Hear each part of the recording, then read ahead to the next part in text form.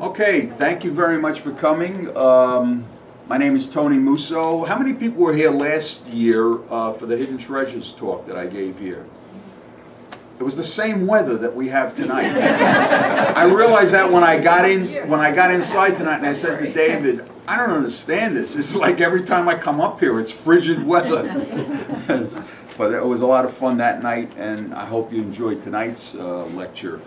Staatsburg, A Village Lost in Time is my 6th book, and I go into a lot of different aspects of how Staatsburg became Staatsburg. That's how we're going to start.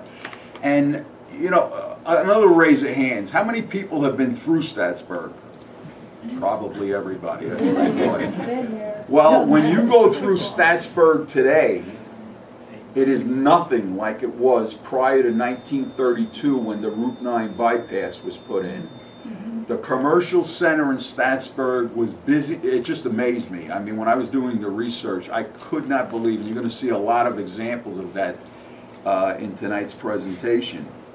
Let's start out with how Staatsburg became Staatsburg. In 1664, British Captain Hendrik Pauling came here on a royal expedition, and he actually settled right across the river in the village of Kingston, which he helped to found. And his job primarily as a captain was to get British troops to settle in the area. They wanted a lot of them, rather than just get out of the service and go back home, they wanted a lot of them to settle in this country. And that was his job. Now in 1692, he came on this side of the river and he bought a 4,000 acre tract of land just north of what's now the village of Hyde Park, and included Staatsburg, but it was 4,000 acres. Unfortunately, right after he made that purchase, he passed away. And when the deed was made out, it's thought to be the only deed in existence that was conveyed to a woman. You did not convey a deed to a woman back in those days. It always went to a man. But because he was a captain with the British troops and everything, in deference to that, they made it out to Mrs. Pauling. Mrs. Pauling in 1703 sold the vast majority of that 4,000 acres. She took a little piece because 2 of her children were underage and they weren't legal to sign off on the parcels. They had it broken out into parcels, and so she kept a little piece for them because they were underage. The rest of it was all sold. And the 2 people that bought it were land speculators. One was Dr. Samuel Stats, and he came from Albany. And the other one was a man named Dirk Vanderberg. Now, they took Stats and they took Vanderberg and they came up with Staatsburg. That's how the name came up. However, Dirk Vanderberg's last name ended with a GH rather than just the G that you see there. And we'll go into that a little later, how that came off. Right after they made that sale, for whatever reason, Dirk Vanderberg wanted to back out, so he sold his portion to Dr. Stats, and he remained the owner of the property called Staatsburg. He kept the name. When Stats died in 1716, the land was inherited by his 6 daughters. At that point, it was surveyed and subdivided into lots and various sized properties. Now, the only portion of the Pauling family that wasn't sold to those 2 younger children ended up staying in the family, and Captain Hendrik Pauling's grandson, whose name was Major John Pauling, but he was with the Continental Army at the time. He was with the Patriots at the time. It was in 1760. Yes, thank you. I said that. I own Pauling Manor. Oh, okay. I did. Well, what happened was that land that they held is right where Belvedere Mansion is today. Yes. Now, because he was with the Continental Army and he was a major, he was visited by George Washington. He was visited by a lot of Continental officers and their troops that came with them.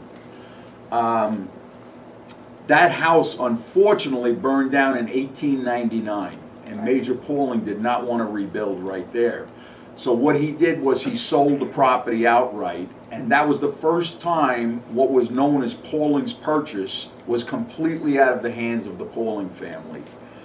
The house was replaced with what you see today at Belvedere Mansion, so you figure 1900, 1901, and that remains today as a catering hall. As far as the H being dropped from the Staatsburg name, it was dropped in 1890 as part of the U.S. Board of Geographic Names Standardization Program. That's a mouthful. But they dropped the H off of there because if there was any other community in the country at that time that had a similar name, due to postal things, regulations and everything, they had to separate the names or break them down somehow. And that's when the H was dropped. This causes a lot of confusion though, because when people go today to the Mills Mansion, it says Staatsburg State Historic Site with an H on the end. And people say, well, wait a minute, is it the G? I've had that at other lectures, you know, from out of the area. And people say, is it G or is it GH? And I have to explain how it started as GH, and that's why the state put that up there in reference to what it was originally named. So everybody went to Staatsburg. My first time in Staatsburg really was probably 30 years ago. My children were very, very young, and someone told me there was great snow sledding down behind the Mills Mansion. And so that was the first time I went there. And in more recent years, I actually go there for the, well, I go every holiday season to see it decorated for the holidays.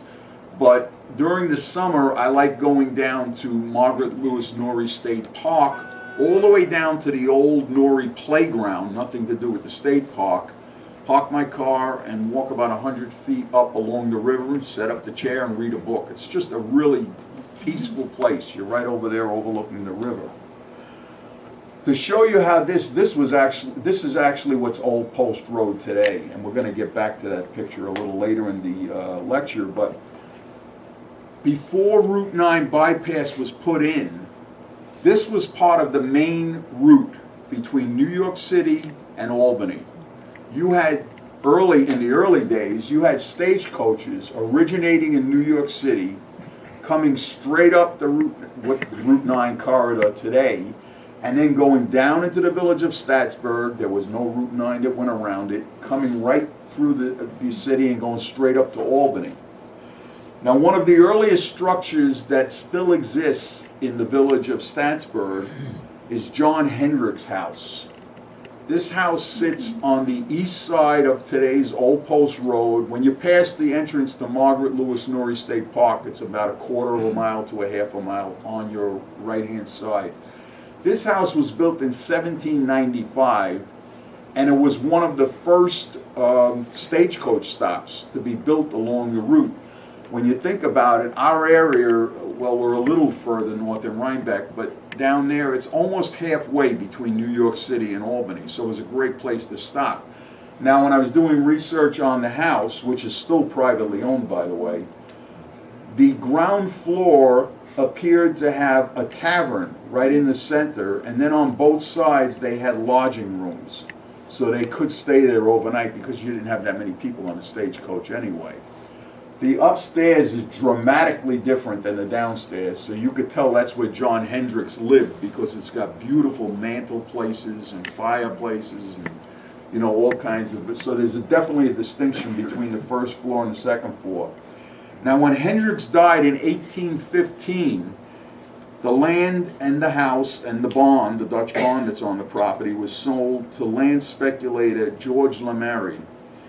And he sold 90 acres of it, not including the house, to William Dinsmore. Now, you're going to hear more about William Dinsmore because he established the only estate in Staatsburg, in the village, that is still privately owned, called the Locusts. And that was William Dinsmore's house. One of the biggest things that happened for the village of Staatsburg is when the New York Central Railroad arrived. And shortly after the New York Central Railroad extended their line from Poughkeepsie all the way up to Albany, Staatsburg was designated an official stop. They originally put up a wood frame station in 1890, It stands right along what is Railroad Avenue today, and you can see the tracks are basically right in front of it. Now, this building was torn down in 1913, and the reason they tore it down is the same reason they tore down the original wooden station in Hyde Park, which, as you know, if you go down there, it's replaced with a little brick station. The reason they tore down the wood station, which was much bigger than what they replaced it with, was New York Central wanted to put 2 more sets of tracks. And when they're down in Hyde Park, they can't go west because they'd be in the river. So they put the tracks on the other side, on the east side of the tracks, and they had to take the station. And then to align the tracks straight up, they had to do the same in Staatsburg. And they replaced it with this really beautiful brick structure that went up around 1913, 1914. This particular station saw an unbelievable amount of activity because now it was affordable and it was convenient to take a train from Grand Central Terminal, bring all the way up here, so you had vacationers coming up to avail themselves of the Hudson River. You also had Old Post Road today, which was the King's Highway and the Albany Post Road back in those days. You had a flow of traffic coming through. And so this place here was primarily used too by the 4 estates. There were 4 estates in the village of Staatsburg. And what the people used to do is they all had their main residence in New York City. So they would hook their private parlor cars onto the back of a scheduled train out of Grand Central. And when they got up here, there was a spur track where they would store the parlor cars, because all of them came up seasonally. Like the mills themselves, they came up October through the holidays. And in January, they had a house in Newport, they had several houses. And so it was a temporary thing, and then they'd hook the car onto a train at Staatsburg to go back home to New York City when their stay was over. Now, if you have all this traffic coming through town, horse and buggies, stagecoaches, you now have people coming up with the railroad, which basically arrived in the Hudson Valley in the mid-1800s. You certainly needed more lodging than John Hendricks could put out in his place. One of the oldest hotels that went up in the area was called the Old Homestead Hotel. And this is Jim Horan and his family. He was the owner of the hotel. In fact, the bottom floor was known as Horan's Tavern. Upstairs, they had hotel rooms on the 2 upper floors. Another hotel that lasted for a very long time in Staatsburg went through a lot of different names. You can see here it says the Staatsburg Hotel. This is at the end of Lee Street, right next to the railroad. The railroad tracks would have been right in this area here. And this one went through a lot of names because it had different owners. And every time it had a new owner, it got a new name. So you might have heard of hotels down in Staatsburg called the Valley View Inn, the Maplewood Hotel, or Bromhead's Hotel, which was the last one before the hotel closed down. That's all the same building. And so they all went by that name. Now, I said there were 4 estates within the village of Staatsburg. When you come off Route 9 to drive down into the village, it's only a 2-mile stretch before you're going to reconnect with Route 9 on the northern end. There were 4 estates in that area. Obviously, the most well-known out of all the estates was the estate of Ogden and Ruth Mills. But this property was really developed for the first time in 1792 by Morgan Lewis. Morgan Lewis was the 3rd governor of New York State. And he had a modest home, just a modest home, basically in this area. And this looks much whiter than the other because they just revived, they redid the whole building, restored it.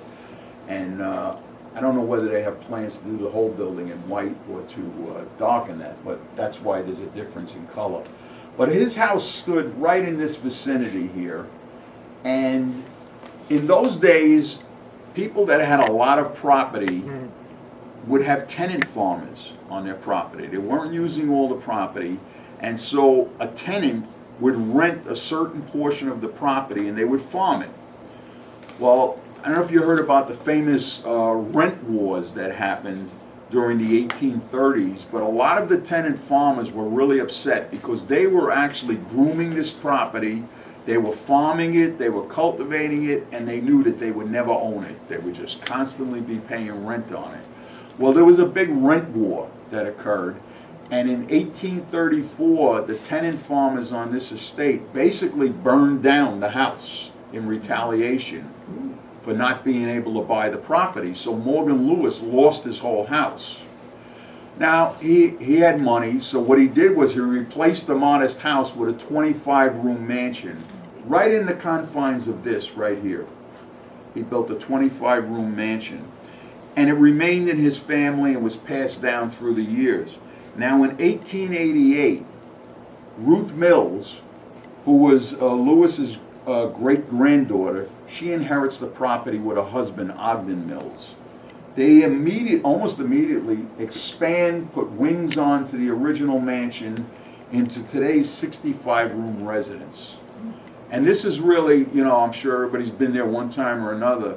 To me, this is a livable mansion. Even though it looks like this is on the outside, it's very homey inside, as compared to, say, the Vanderbilt. That's very marble, and, this is a great, I could live here is what I'm saying. I'm just short a couple of mil.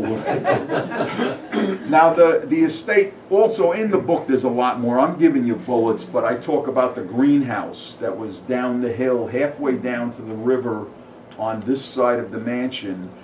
And they had such a flourishing operation. They won just about every ribbon up at the Dutchess County Fair, and Mrs. Mills oversaw that with the head gardener. And they would show their flowers all over any regional county fairs that were going on.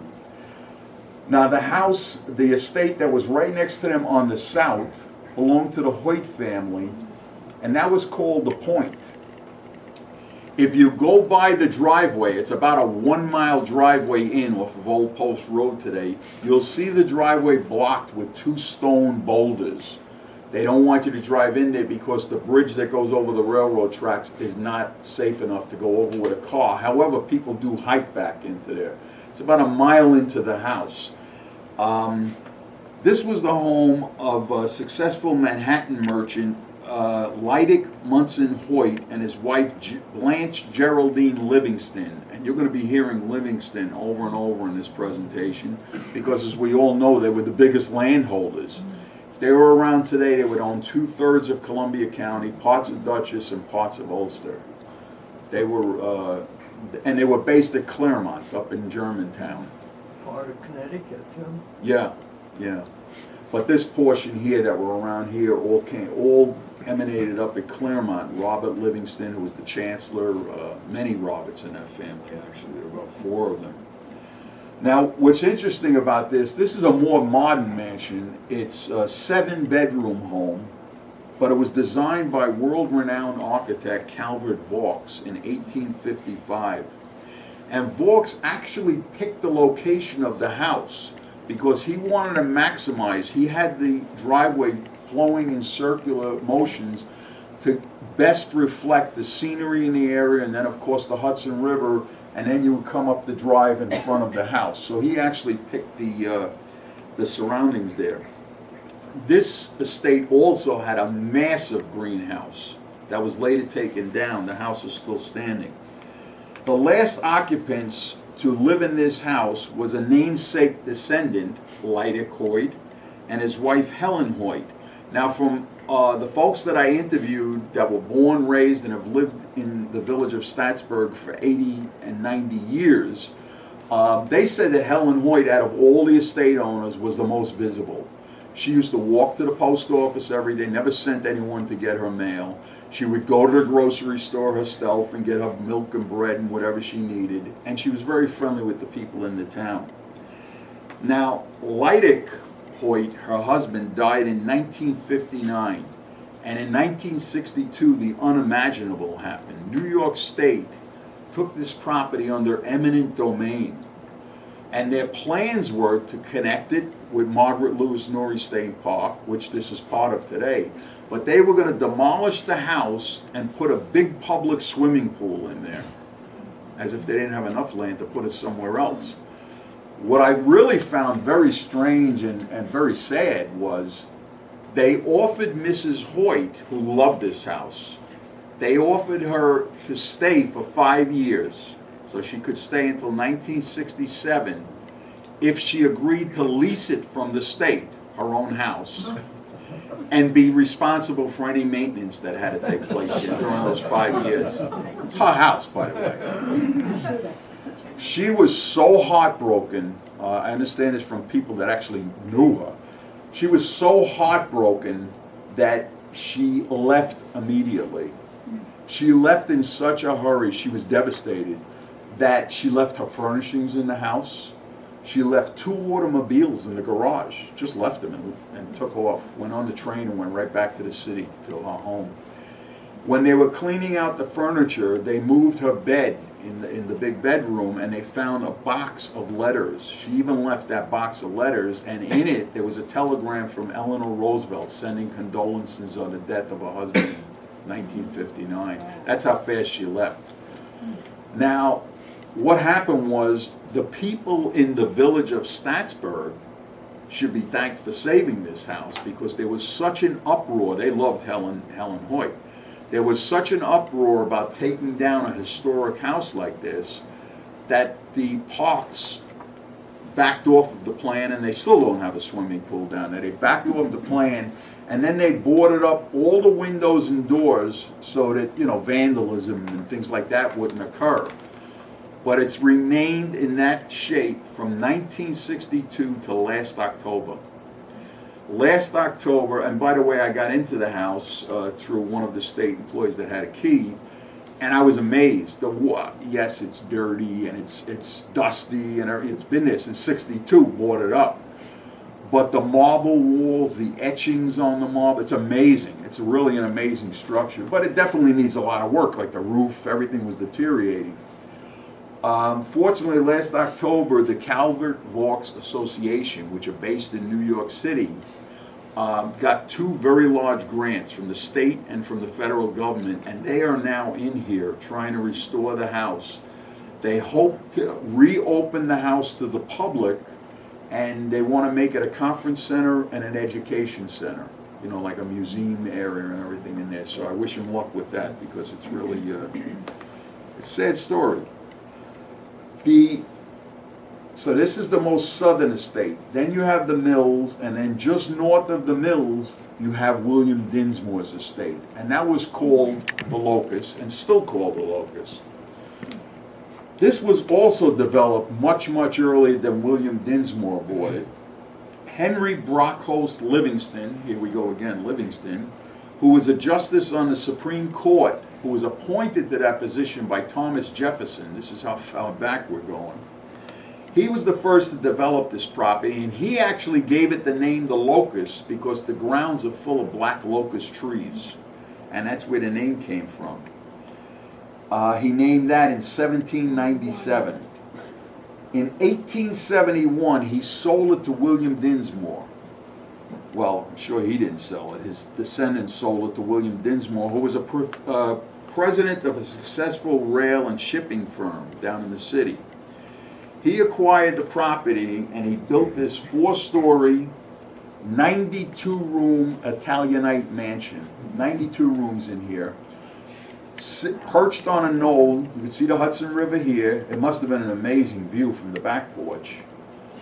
This is probably my favorite of all the houses that I researched in the area. This is a great style and everything else. He also, his land across from the main route, now Old Post Road, was his property too. He had cows grazing out there. He developed a 9-hole private golf course. Now, of course, it's 18 holes because the state took it over and they added 9 holes. But when he developed the 9-hole golf course, it became the second oldest private golf course in the country. What he did was he built the golf course so that all these state owners in Staatsburg, naturally, the Vanderbilts, the Roosevelt family, all the wealthy could come up and they could golf on the private golf course. But he was very good with the people that lived in the village. And in fact, he reserved 2 days a week that any of the village people could use the golf course free of charge. He was very good in a lot of, and you'll see as I go along, his name is on everything. But that's why the golf course today is called the Dinsmore Golf Course. it retained his name. Now, there was a person who grew up in the most northern estate, the Huntington estate, that I'm going to get to in a minute. And her name, she was a little girl, she had a sister and a brother, her name was Helen Huntington. She grew up with a person that lived around here too, Vincent Astor. She grew up with him, they played together and everything. They ended up getting married, and she became Helen Astor. They were married for a couple of decades, but his philandering got a little too much for her taste, and she divorced him. Subsequently married Lydell Hull, and she became Helen Hull.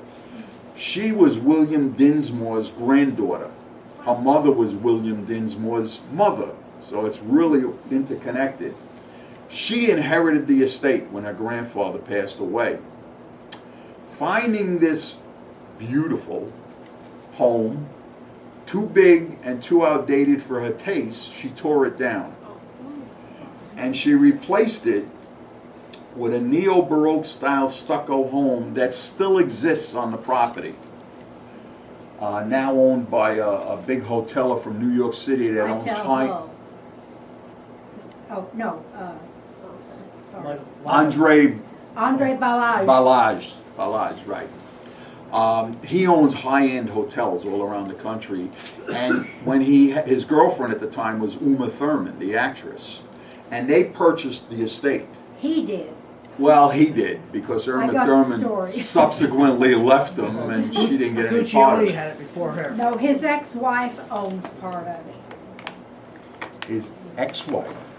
That's interesting. Andre's ex-wife. Yeah. This is also known, by the way, as the estate of He Guccione. bought it after Hull. I used to mow the lawn. Yeah. I used to Oh, work there okay. all summer. Guccione Yeah. bought it, and then Uma Thurman got it. Guccione, in fact. No, His, Irma never got it. Well, she They lived split there. up. Guccione, by the way, his Okay. wife is still buried on the grounds, because she died while they were living there. So was Mrs. Hull's dogs. Yeah. So I buried him. To tell you a little bit about Mrs. Hull, if you don't know anything about her, she was an accomplished pianist. She was the founder of the New York City Opera Company. She was a board member of the New York City Ballet, the Metropolitan Opera, the New York Philharmonic Orchestra, and Lincoln Center of the Performing Arts. She was major musical. It was all musical related. On this back lawn here, she threw many garden parties. She threw a party every single year for the the New York Philharmonic Orchestra. And she was said to have rented 2 coach buses to take them all up from the city and wait there for them while the party went on, and then take them back so no one had to drive up. She also, among the people she entertained at this house, was people like Grace Kelly, Louis Armstrong, Leonard Bernstein. She was very big in the entertainment community. And after her death in 1976, the estate was sold out of the family and remains privately owned today. I did get an interesting story that I just thought about the other night that's in the book. But I interviewed one woman whose father was the caretaker on the Mills estate, which of course there's just a little gate between the two of them. And she was visiting her grandparents at the caretaker's house, and suddenly the gate opened and a very stately, well-dressed man came through with a top hat, and the woman had a long gown on, walking with a cane, and the grandfather got up to see, what they were doing, and he went over and came back and told them it was the Duke of Windsor and his new wife. He abdicated the crown. He gave up the crown to marry Wallace Simpson, who was a divorcee from the United States. Yeah. And they were visiting Mrs. Hull, and they were just going out for a walk through the village to get some exercise. So these are the kind of people that were entertained here. Now that other estate, the most northern estate, when you come off of Route 9 at the northern entrance to Old Post Road today, that was the estate right there. It was a 300-acre estate, and it was the Huntington family's estate. It was called Hopeland House. It was Robert Palmer Huntington who built this and designed it. He was a world-famous architect. And he built this house in 1908 when he retired. He bought 300 acres up in Staatsburg. And this is a 35-room Tudor Revival mansion. By the way, Huntington and his wife Helen, which was William Dinsmore's daughter, were the first couple to be married in St. Margaret's Episcopal Church. The church had just been put up in 1882, and they got married on June 1st of 1882, so they were the first couple to be married there. Now, in addition to being a pretty renowned architect, he was also a tennis championship. If you look him up or Google him, Robert Palmer Huntington was an award-winning champion in tennis in college and in the pros. He won 2 doubles titles in the United States National Championships, which is now the U.S. Open. So he was pretty good in that area. Now, during the 1950s, his daughter Helen, who is now Helen Hull and living next door on her own estate, the parents were long gone. Her 2 siblings, her brother and his sister, had moved out of the area completely, and so Helen Hull demolished this building. I call her Helen Hull the Great Demolisher. She demolished the building. The only thing that I could figure out, I was trying to research why I knew why she knocked her grandfather's, but she knocked this down in all likelihood because when you have land with no structures on it, your taxes are much less, much less. You know, I saw some photos of this, a friend of mine has, and it was for sale. And they tried to sell it for, it was $125,000 for the building. If you wanted to buy the furniture, it was another $5,000. And that was, I think, in the early 60s. They didn't call me. I know, I didn't know that. I probably couldn't afford the taxes on this place He today. has the papers, the Yeah. literature of it. Yeah. Well, that's it. They did try. She did try to sell it first, but how many people are going to buy a 35,000? You know, what is it? 35-room Tudor Revival mansion, and you can imagine the tax issues that were going on. In fact, people during that era too, further down in Garrison, were dumping their estates because the taxes were getting astronomical. So she couldn't sell it. She tore it down. But what's also on the property is, and there's a picture of it in the book, they had a huge, huge barn. They converted that barn in later years to a hunting lodge, but a real high-end hunting lodge. All the rooms were upstairs, and downstairs there was a big dining room, and it was for the wealthy, and you'd go up there and you could stay there and then go hunting in the area, and that was torn down too. So now, if you come off of Route 9 onto Old Post Road at the northern juncture, you go down about a quarter of a mile, and there's a little dirt parking lot on your right-hand side. It's all snow right now. But there's a little and there's a lot of trails that go through the original estate. And, you could try to figure out where the mansion was and, all of those things. They have some plackets in there to tell you where everything was. And it's pretty interesting. But, so we have one estate that is now a museum, and we have one estate that is now privately owned. And the other 2 are basically gone, but hopefully the Hoyt estate will make a comeback. Now, during the 1880s, a real big industry that cropped up in Staatsburg was ice harvesting. This industry started after the Civil War, and what they would do is cut the ice on the Hudson River, put it into blocks, load it into ice houses, which there were several along the Staatsburg stretch, and they would put it in conveyors and then surround each block in hay so they didn't join together. In the spring, they would offload the ice blocks, ship them down to New York City, because at that time people had ice boxes. You had to put the ice in the bottom to keep everything in your refrigerator or whatever cold. Obviously, this industry ended when electricity came along, because now people didn't need the ice blocks anymore to keep everything. Now, one of the biggest and most profitable ice houses operations that was in Staatsburg was this, the Consolidated Ice Company.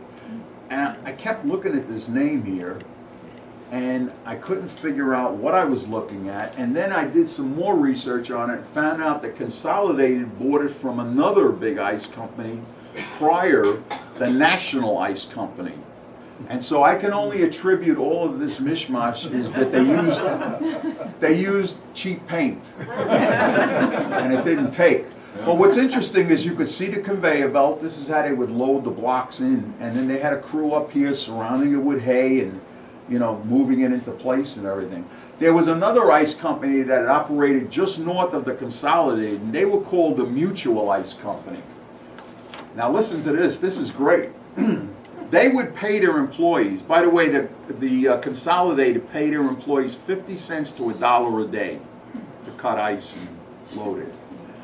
The Mutual Benefit Ice Company paid their employees in coupons, 50 cents, $1, $2, depending on how many days they worked that week. And then the Mutual Benefit Ice Company had a store, a general store across the river in West Park, New York. And so the employees could, a lot of people in those days would walk across the river because there weren't ice cutters and everything in those days.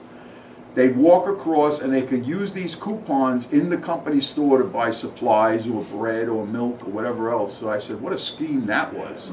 They paid them in coupons and then they made a profit on their sales in the general store. One of the most well-known, very well-known businesses in Staatsburg in the late 1800s was the Staatsburg Ice Tool Factory. In 1870, a man who lived there, John Henry Bodenstein, decided that this ice harvesting industry, it was so big at that time that shop owners would close their stores during the season and everyone would go down there and work on the ice harvesting. Well, John Bodenstein said, you know, if I can invent, he was very good with his hands. He said, if I can invent tools to make it easier for them to cut the ice and extract it out of the river, might be worthwhile. Well, it was very worthwhile. He invented and manufactured hooks, bars, tongs. I'm sure you might at one time or another have seen those big tongs. It was much easier for them to clamp it and pull it out, one guy on each side of the block, because they were pretty big blocks. And so he made a fortune, he really did. And his products were known all over the United States and Canada. I grew up across the street from that. I used to watch him make it. Is that right? Yeah. Man, did you get any? Yeah, I've got some. Yeah. Well, he made another product too. He made a steel structure that you would clamp on to your boots. And it had baseball spikes kind of on the bottom, steel spikes. And you could walk out on the Hudson River without worrying about falling into the river and slipping because you were, you know, you had the protection. Those items were called ice creepers. Now, I'm walking through the Stormville flea market last summer, and I never go on the new side. I only do the antique side. And I see a woman with her 17 or so year old son, and she's holding these things up, and he's scratching his head, and they're looking at it all confused.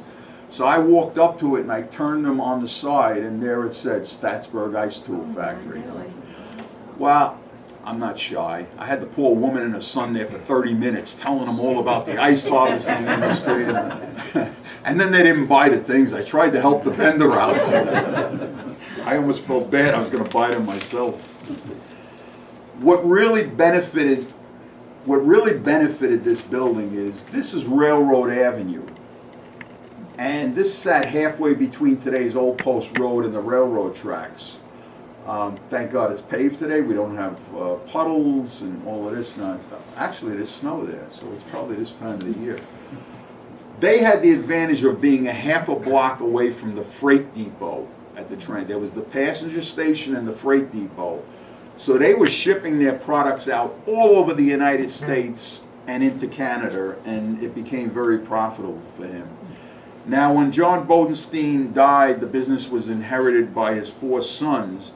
They typically had 15 to 20 men working here, 10-hour days, 6 days a week, 50 cents a day. And that's why unions were founded. In 1980, this eventually the same as the ice harvesting, when the electric came along and you didn't need the ice blocks, this operation shut down. Well, they started making marlin spikes. They did a lot of Navy contracts Out of here? out of there. After Yeah, all, I didn't see they that. did trowels, marlin spikes, a lot of. Well, they had the machinery for that, so It was all belt-driven, Yeah. coal-fired Yeah. You know, there was nothing. It was a pretty innovative place for the late 1800s, let's put it that way. They kept adding the latest state-of-art technology. In 1984, Copay Country Auctions auctioned off 1,000 lots of tools, machinery, supplies, and the 11,000 square foot building, which still stands there today, and we're going to get into that a little later on. Doesn't look like this anymore. Another thing happened in Staatsburg. On March 31st, 1933, Hyde Park resident Franklin Roosevelt is now president. He signs a bill to establish the Civilian Conservation Corps, which of course we know as the CCC. Why he did that was people were still suffering from the Great Depression. And by bringing CCC troops on board with the federal government, he was training young, unskilled labor a new skill, and he was, many skills actually, and he was also giving them work. They were all out of work from the Great Depression. Within 2 months of him signing that bill, CCC Camp Company 1274 opened in Staatsburg. Now I'll tell you exactly where this was located, because all the barracks are gone now. When you're driving into Norrie Point State Park, and you look to your left, there's nothing but a huge patch of grass. That's where the camp stood. It started out as a tent camp. They were all living in tents, and then the troops themselves built 10 barracks. They had, for housing, they had one that was headquarters, they had one that was a dining center, and then they had one where there were counselors from the federal government. As they were getting close to the end of their hitch, they would go in and the counselor would try to get them employment on the outside, so that now they had a skill, so now he could pitch them to different places. And it was a very big operation. The CCC workers built all the roads and stone bridges that are still in use today in the state park. In fact, the next time you're in the state park, in much better weather than this, pull your car over and look at the stone bridges and the sides. They're going to be there another 200 years. They were built so excellent, you know, the way they laid everything in. My grandfather's brother was the head mason. Was he? The CCC workers, in addition, got down to the end, which we call Norrie Point. And this is what it looked like. This is a pretty rare picture, but this is what it looked like.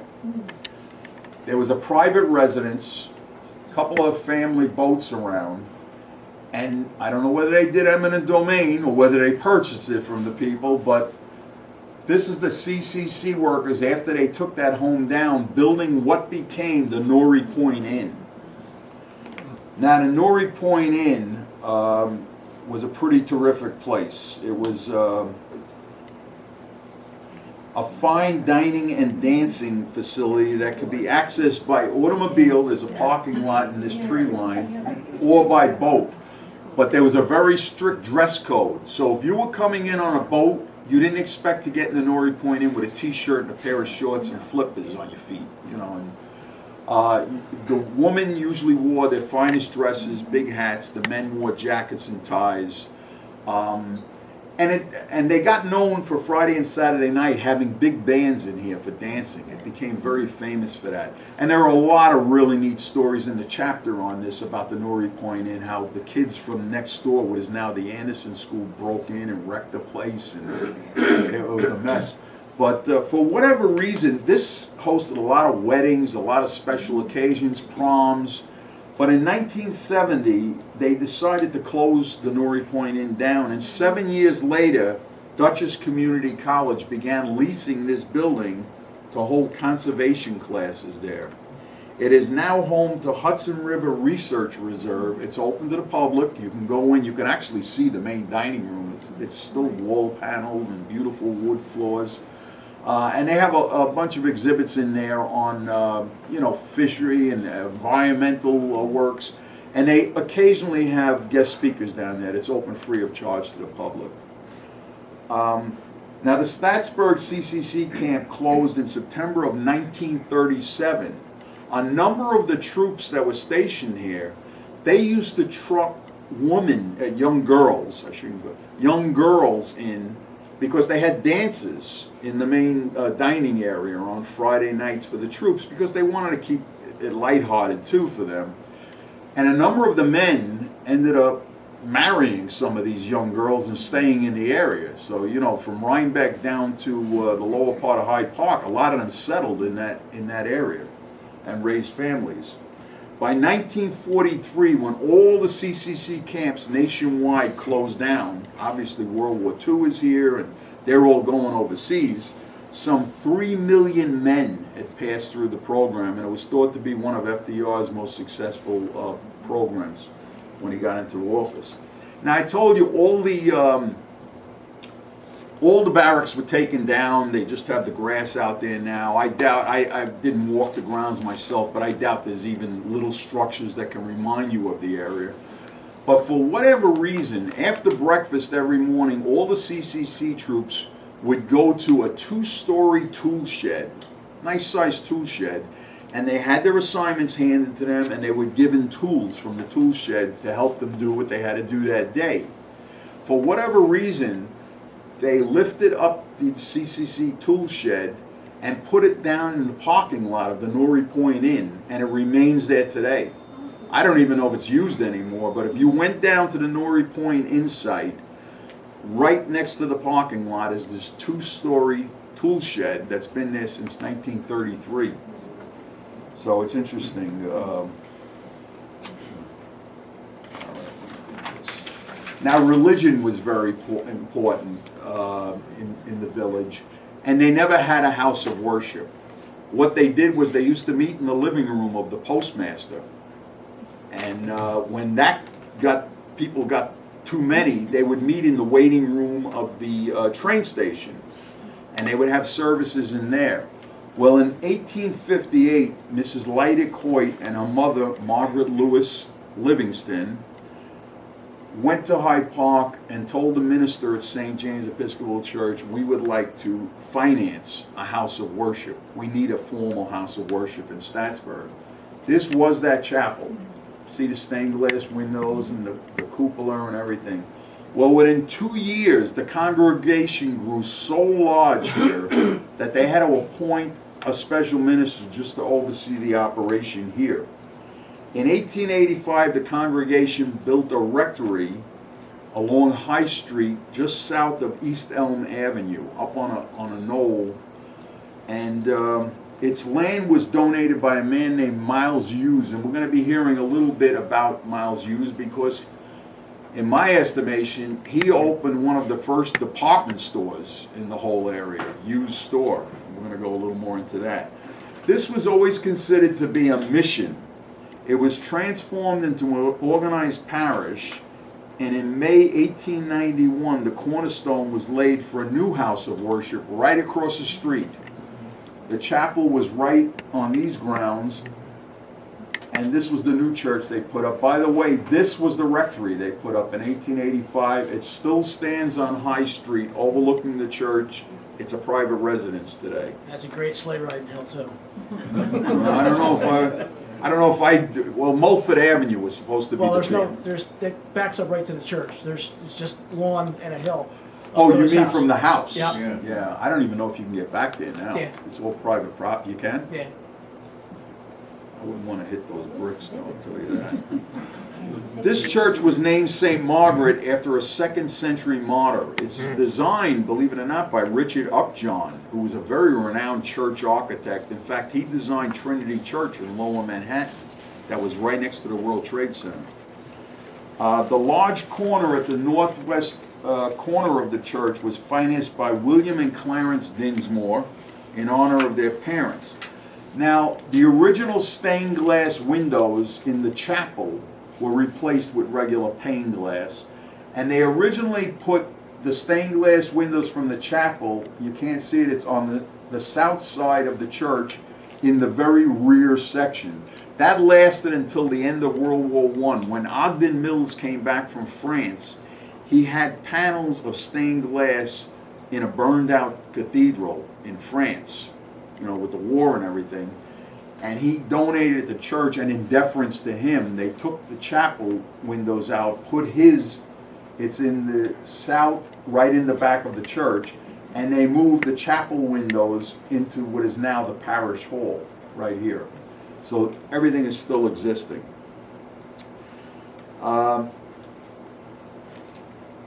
That was not the only religion, though, in Staatsburg, Episcopal. There were also Methodists.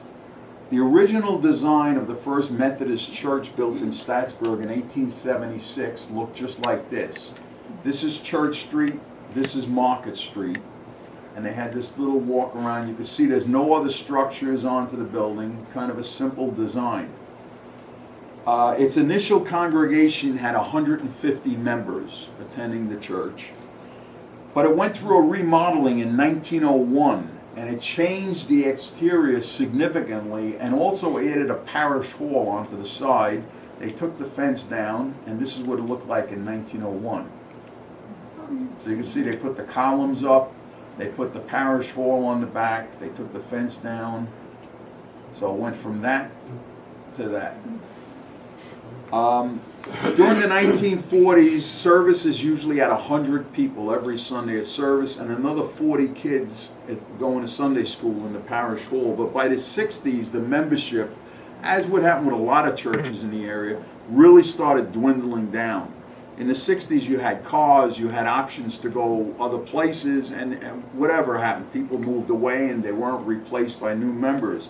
In 1969, they made a decision to merge this congregation with the Methodist Church of Hyde Park, right on Route 9.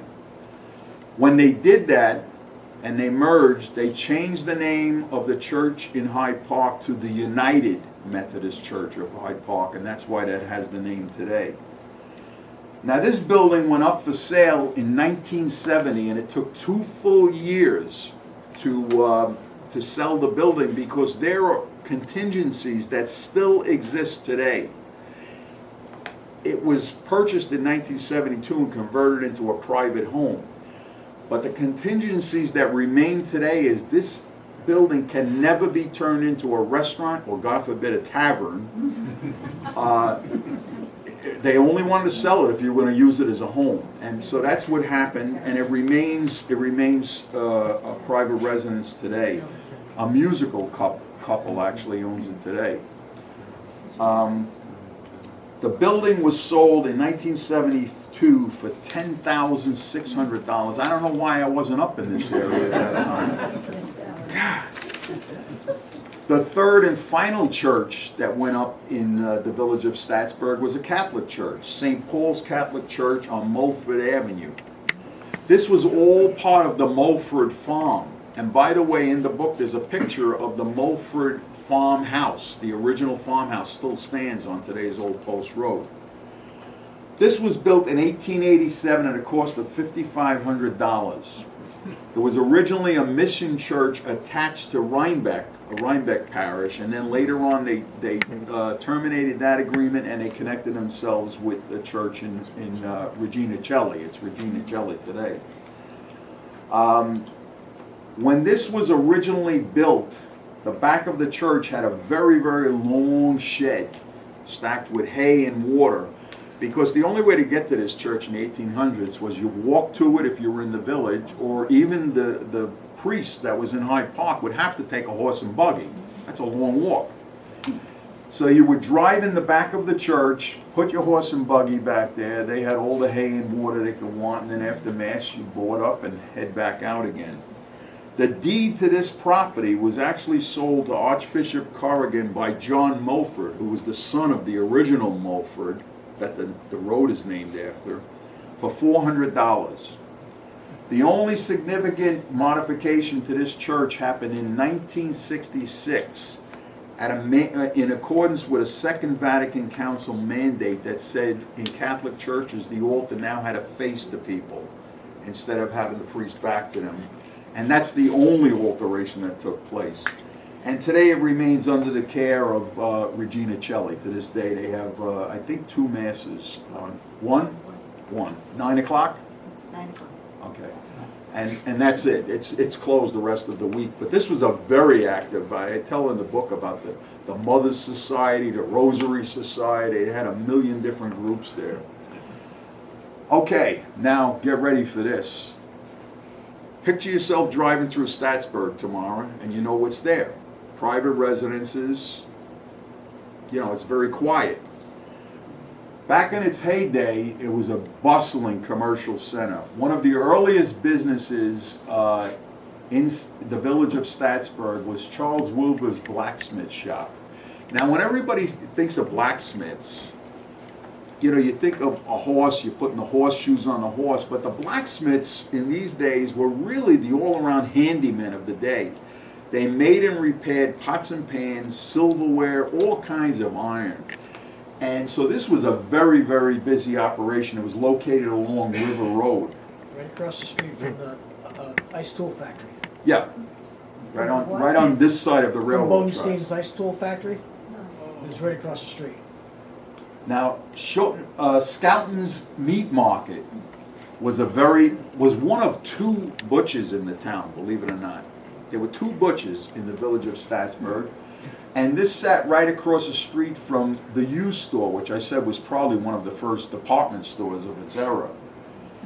This building still stands today as a private residence. Now, we discussed the Bodenstein, the ice tool factory. Well, another branch of his family ran a grocery store, and this was the H. Bodenstein grocery store. That was one of two grocery stores. So now we have two butcher shops, two grocery stores, and we're going to continue to grow. That store that I told you was probably the department store of his day. This was used store. It's at the end, it's on the western end of Market Street, right next to the railroad tracks. And why I say it was probably an early department store is you can go into the first floor, get your bread, get your milk, get all your canned and bottled food products. And then if you went upstairs, you can get anything from rubber galoshes to electric bulbs to silverware, you know, anything you needed up there. So it was kind of the Kohl's of today or whatever like that. Kohl's doesn't sell food though, so this a later owner, who's still living actually along Old Post Road, was Alan Borner. And when Alan Borner bought this from the Hughes family, he redid the first floor and it looked like this. And that's what a lot of people even today remember going to Borner's. And it was the same type of setup with the goods that you could purchase there. Now, home delivery was commonplace in the village of Staatsburg years ago. This is Richard Skouten out delivering meat in his butcher's apron, and he's got his horse-powered wagon, and they go around and deliver meat. That grocery store that I showed you, H. Bodenstein, they also had a wagon, and they would deliver the goods through the town, you know, if people came in and placed an order. In later years, the used store had a truck when motor vehicles came on the scene. That other plumbing business I told you about was White's Plumbing. Sam White ran this business until he became very ill, and then he closed the plumbing business down, and his wife took over the storefront. This building is still standing on Old Post Road today as a private residence, but she turned it from a plumbing business into Mrs. White's candy store. Now picture all the kids walking down that road to go to school. They had to pass Mrs. White's candy store. And one woman who lives up in Red Hook now, I drove up and interviewed her, and she told me that one time she had the astronomical sum of $0.10 in her pocket.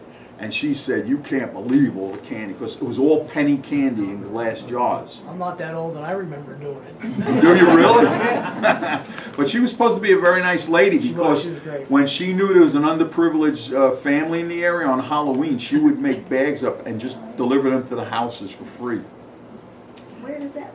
It's right on it. It's Beaufort right at the Avenue. main Right on the corner, right? Yeah. On the corner of Old It's Post 3 Road. apartments. Yep.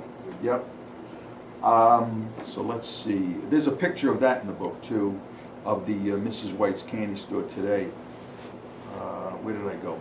Okay. Now, if you realize all the traffic that's coming through here is the main route from New York City to Albany, you had lodging. Well, you had better have some gasoline stations in the village, and they certainly did. This building is still standing on Market Street. Old Post Road would be That's down here. Dawson's.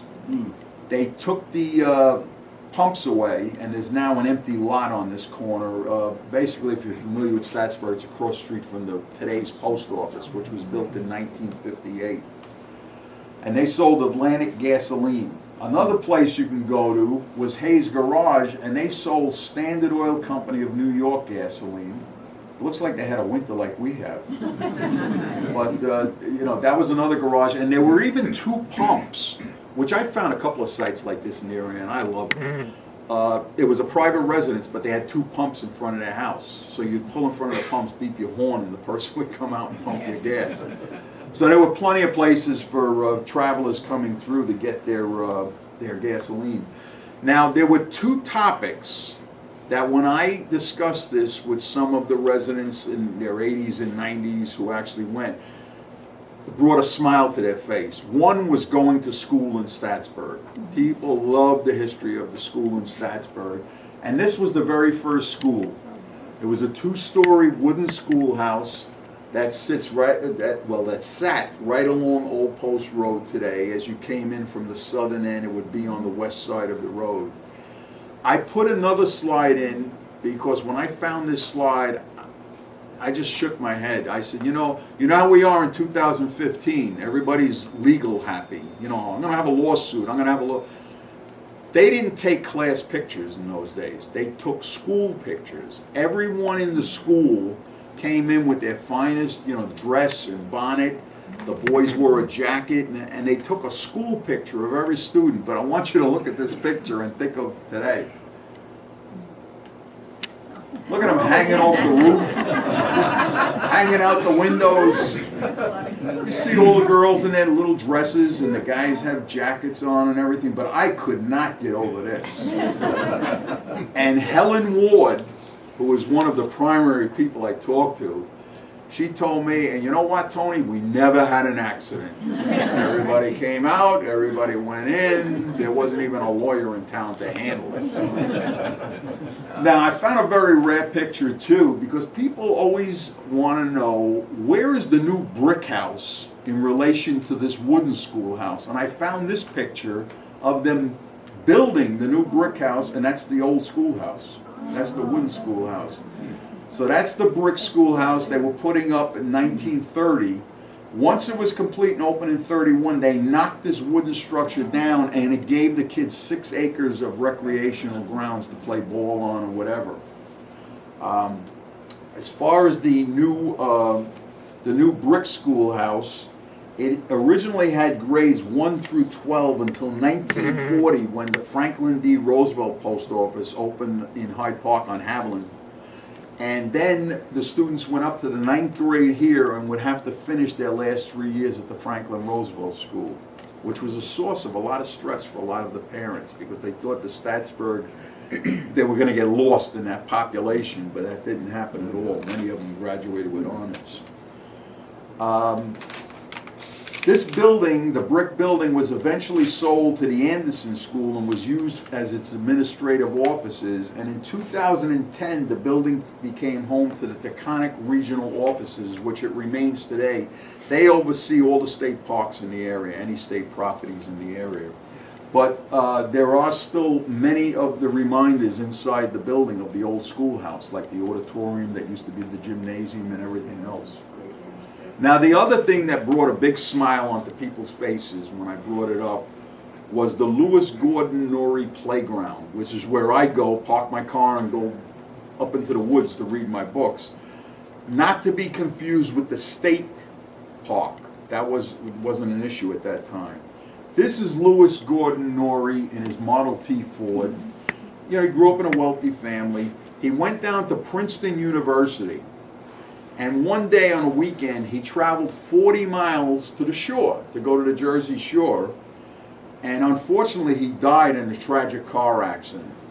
Well, his parents were so devastated, they wanted to do something. They dedicated a 17.3-acre park in his memory.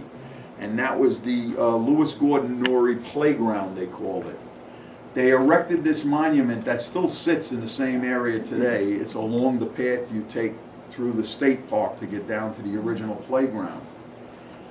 The playground itself had 2 pavilions, picnic areas, children's play structures, a beach, a bathhouse, a dock, and boathouses. One of the most popular activities down here at the playground, which was very strictly overseen by Bart Hines, a man named Bart Hines was the caretaker. They had diving, and they had one level here and the second level up here. They even had a sliding pond that goes into the river. But if you wanted to dive off the top level, you had to prove to Bart Hines that you could swim good enough. Because he taught swimming, he taught diving, and he gave you a test before he would allow you to go up to the diving on the top level. Evidently, he was pretty good of a character in those days, but he kept it fine, he kept it meticulous, clean all the time, and they never had any problems. Now, there's 2 families that grew up in Staatsburg on River Road. One was the Smith family, the other one was the Douglas family. Between them, they had 24 children, 13 and 11. And both families just the kids loved to go down to the playground every day, and they would swim out into the center of the Hudson River and come back. They were huge swimmers. And so they were eventually named the River Rats. And that woman that I talked to you, Helen Ward, the one that told me a lot of stories about the place, she was in the Douglas family, and this is her right there. And that's her sister Maggie. But this is basically 2 families. As they had in many towns, just about every town in the area back in the day had their own baseball team. Well, the Staatsburg team was initiated in 1955. And the way they were able to finance, they joined the Inter-County League. So it was all teams from Dutchess County. But they didn't have money, to come forward with the initiation fee, to pay the umpires, to buy uniforms. So they cut a deal with the Firehouse, which was, by the way, called the Dinsmore Hose Company. Here's Dinsmore again. And they staffed the weekly bingo at the Firehouse. In return, the firemen bought them the uniforms, the entry fees, and paid the umpires for them. Well, they were so good, they had such a good record that in 1957, they were invited to play in the New York, New Jersey Semi-Pro Baseball League, which was really a big deal for a little village like Staatsburg to play semi-pro baseball. Well, the Firehouse couldn't afford those fees. They were very big, because they were playing teams from everywhere. And so there was one person in town, his name was Walt Benson. Walt Benson went way up the ranks with IBM, and he moved to California, and he's 84 years old today. But I got a phone call from someone in Staatsburg that said, Walt Benson is coming to visit. He comes every other year to visit his old friends in Staatsburg. So they gave me his cell phone number, and he was actually in Chicago waiting for a connecting flight, and I got him, and I told him what I was doing, and I said, I'd love to take you to lunch, and maybe we can talk, and that's just what we did. Walt Benson was the type of kid, everybody told me this, he was obsessed with baseball. He was a big Brooklyn Dodger fan. He could give you all the stats off the top of his head, which made me impressed because I come from Brooklyn. But Walt Benson could be in this weather with snow on the ground, and he'd be walking around with a baseball bat and a glove all year round. Well, Walt Benson, they were in a dilemma. They wanted to join this league, and they didn't know what to do. Well, Walt Benson got on a train and took a train down to the city and went to the Rupert Breweries, the big brewer that was down there, and he pitched them to sponsor this team in Staatsburg, New York. Now, the reason he went to the Rupert Breweries, as some of you may know, Jacob Rupert once owned the New York Yankees, and he's actually the man that brought Babe Ruth down here from Boston Red Sox and cast a 76-year hoax on the team up there. Listen, they were just terrible. They don't want to understand. They were terrible. My team beat them in '86, so that's all I know. Now, What happened was they went from being called the Staatsburg Firemen to be called, the Jacob Rupert Breweries agreed to do it. Their new name was called the Staatsburg Knickerbockers because Knickerbocker beer was the premier product of the Rupert Brewery. Now they did have a little controversy because in return for buying them uniforms and paying all the fees and everything, Rupert Breweries wanted to put a big sign in the outfield, left field, advertising Knickerbocker beer. But because the school is right down the road from Dinsmore, and a lot of the school kids would be on there, a lot of town, village people were upset, and they kind of had to negotiate. What they finally ended up doing is 1 hour before the game would start, they'd hoist this big sign up and put it in place. And as soon as the game ended, the sign had to come down and they'd store it in the school. And that's the way they worked it out. It's pretty neat. Now I have one chapter in the book called Staatsburg Responds to World War II.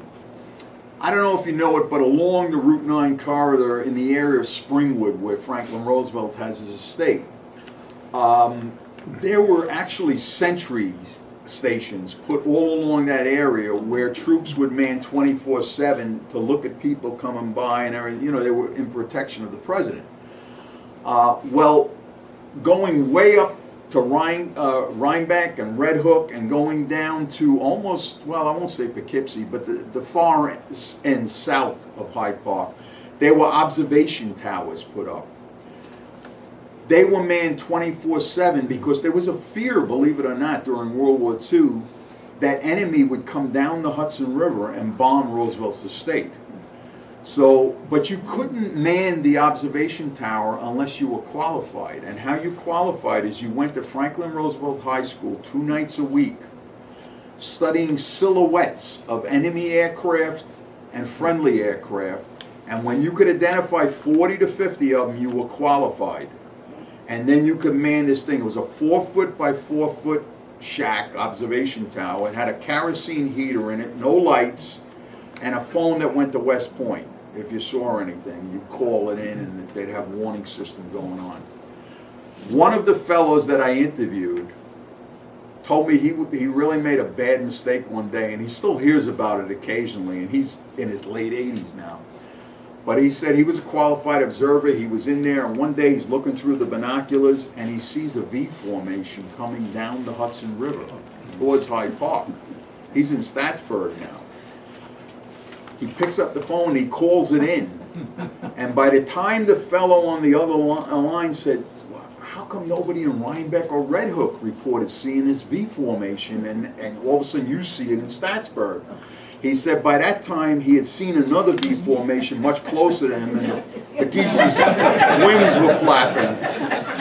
He said he still hears about that.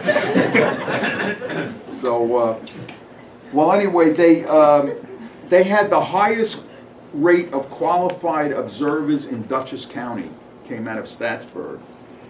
A Red Cross operation was set up during the war in the Dinsmore Host Company firehouse, and even the students took part. They wrote to all the Staatsburg people serving overseas during the war. After the war, this monument was put up, the Staatsburg Veterans Monument, that is still, they have a ceremony every year out there. It honors all the veterans from Staatsburg in World War I and all the veterans in World War II.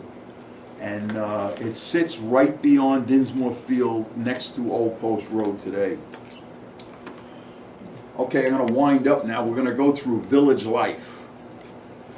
This is the original post office that stood on Market Street. In fact, you can see this loading dock here.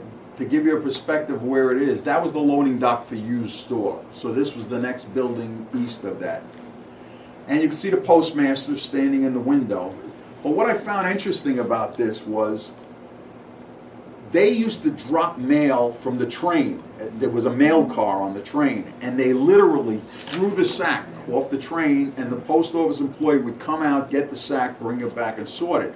Well, the last train of the day in Staatsburg was 7 o'clock.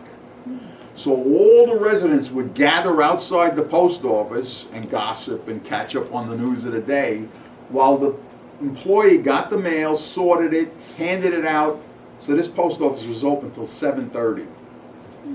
And the last person that owned this building, you're familiar with Osterhout Electric down in Hyde Park? Ralph Osterhout. He used to use this as a storage center for his electrical supplies, but he said the building was really leaning by that time, and he eventually just knocked it down. He couldn't do anything with it. Now, a lot of people say to me, where'd you come up with the title? It's a great title, but where'd you get the title, Staatsburg, a village lost in time? Well, I told you, the first time I went to Staatsburg was 30 years ago. And when I drove through, you know, I saw a resident. I thought it was a very quaint little village, but, you know, no businesses around or anything. And I just buzzed through, and I said, wow, this is a cute little quiet, you know, little village here. Well, I want to show you then and now. Remember that, first of all, remember the first house of worship, that little building, and they had the steeple on and the stained glass windows? Well, when St. Margaret's opened, that building went through a few different operations, and then what they did was, the stained glass was out, they put pane windows in, they took the steeple off the building, they put an addition on the south side of the building, and today that chapel is still standing from 1854, it's the community library. Now, if you went to service, you could see the stained glass windows here. The third one would have been taken off when they put this extension on. But if you would have been there back in the day when it was used as a chapel in the 1850s and 60s, this is what it would have looked like inside when you went in this front door right here.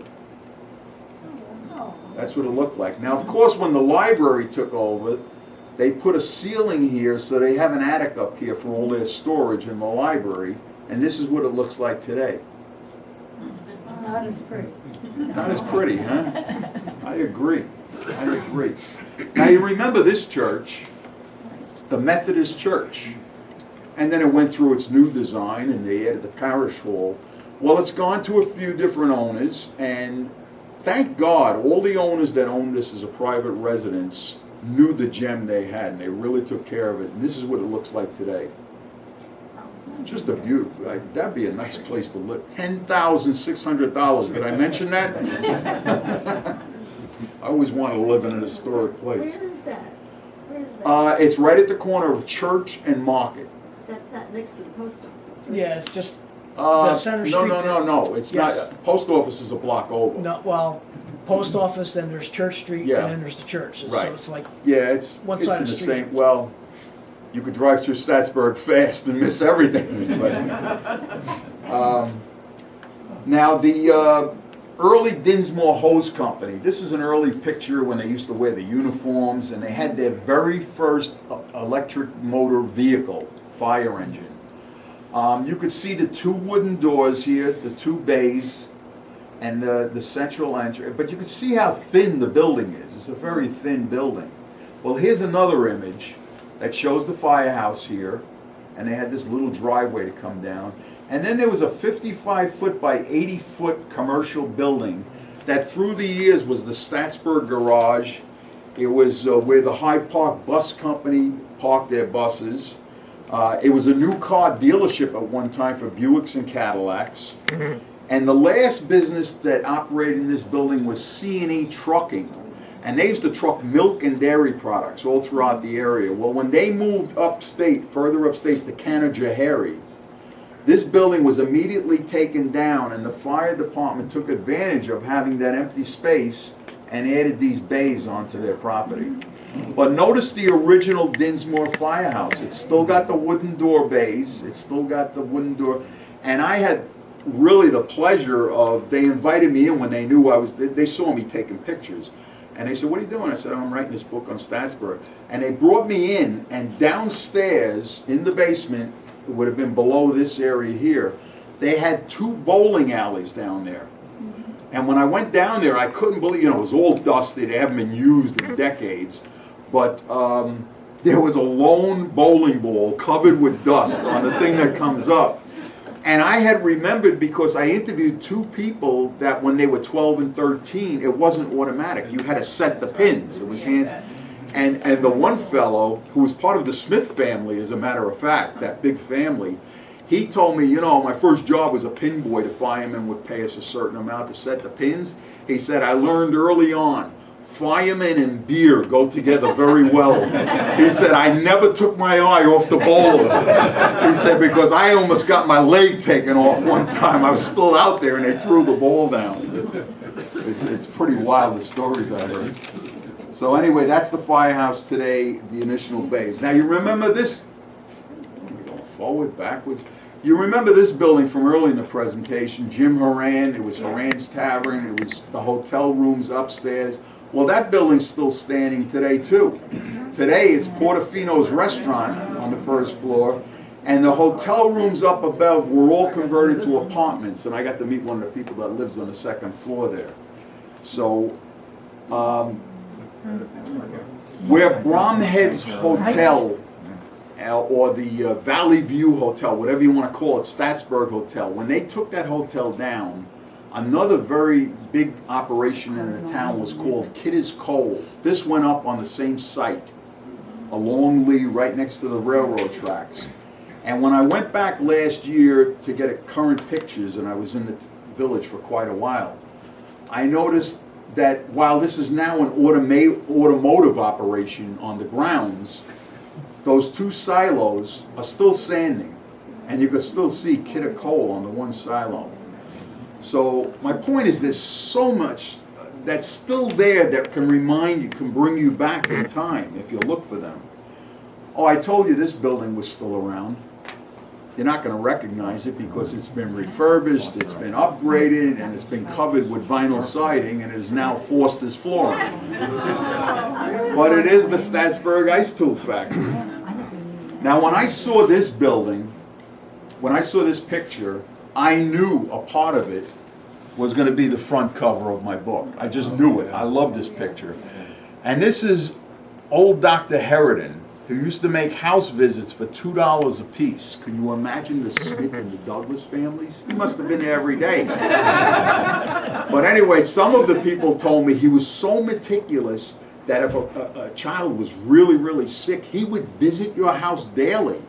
To the point where the parents had to say, Doc, we appreciate it, but come on, the $2 was building up real fast. You know, if you come Monday to Friday, it's now $10. That was a lot of money back then. But anyway, I want you to look at this, because this sidewalk is now gone. There's no sidewalk. There's no fence line anymore, no picket fences. But look at a carriage coming at us, a carriage going away from us, and one person walking along the sidewalk. And you see St. Margaret's and what's now the library. These trees have been taken down and they're replaced with telephone poles today. I went there last year to get in the same area and take a picture looking down the road in the same distance to see, you know, how much has changed. Well, this is what and believe me, I didn't wait 20 minutes. I got out of my car, took the picture, got back in my car. I had other places to go. This is what I got. You know what's really crazy about this whole, there's St. Margaret's, there's the library. Of course, the trees are gone, the telephone poles are up. But you know what's crazy about it? Look at this scene. There were more people on the road back then. It's amazing. But then it was a commercial center, and this is when it was, even though it's dirt in there, this was the main route. This is where the stagecoaches came through and everything. Now, one of the most prideful things they had in Staatsburg from 1949 to the late 1980s was a celebration called Community Day. People came from all different towns to take part. They used to get 2,500 to 3,000 people, to the point where people had to park up along what's Route 9 and walk into the village. They had games for the kids. In later years, they had rides, they had fireworks at night, but the biggest thing was a huge parade that went right through the whole village and up around. This picture was taken in 1985. Last June, they're trying to recreate this because it hasn't been around since the late 80s. They now call it Spirit Day. And I went up there for Spirit Day. In fact, I spoke in St. Margaret's Chapel for about 45 minutes on different things. And then I went out to watch the parade, and sure enough, they still have the parade coming down Old Post Road today. Talk Staatsburg if you love Staatsburg or whatever. But they're really trying to build this back up again. When it was Community Day, one time Eleanor Roosevelt came down with her daughter-in-law, the actress Faye Emerson. So, I mean, this was a big deal back in the day. Now, if there's any doubt that the main route from New York City to Albany came through the village of Staatsburg, all you have to do is look for one of two things. A mile mark, because they did never put these on side roads. These were only on the main route. This one stands just south of St. Margaret's Church, right in front of it, kind of, at the house next to St. Margaret's Church. If you clock it from this one to the next one, it's exactly 1 mile, and it sits in front of the a little north of the entrance to the Locust Estate. So that's without a doubt proof that this was the main road. And I can tell you now that from 30 years ago when I went through Staatsburg and I said, wow, this is really a quaint little cute place. When I go back there today, especially after writing the book, I don't see Portofino's. I see the old Homestead Hotel. I see Mrs. White's candy store. I mean, I can visualize the steeple on the library now. And it's just amazing if you drive. In fact, I'm taking a bus trips from Mount St. Mary's College. We booked it. It's going to be on Staatsburg, and we're going to go in the Mills Mansion. We're going to hopefully go in St. Margaret's. I'll give a little presentation in there. But I do bus tours on my Hidden Treasure of the Hudson Valley books from Mount St. Mary's, and they said, how about doing one on Staatsburg? I said, I'd love to. So we made those arrangements. We set it for May 14th. It sold out 3 days after the catalog came, so they called me back and said, how about another one on the 21st? I said, do it every week. I'm retired. I don't, you know. So now what made me tell you that story is I was once interviewing one woman who's lived there her whole life. And she said, you know, I love that you're doing this book on the village. She said, but I hope you don't let the secret out. This is a very nice place. I don't want like tourists coming in. I'm going through with a Leprechaun Line bus now on 2 days. She's going to shoot me, this woman. And that is Staatsburg, a village lost in time.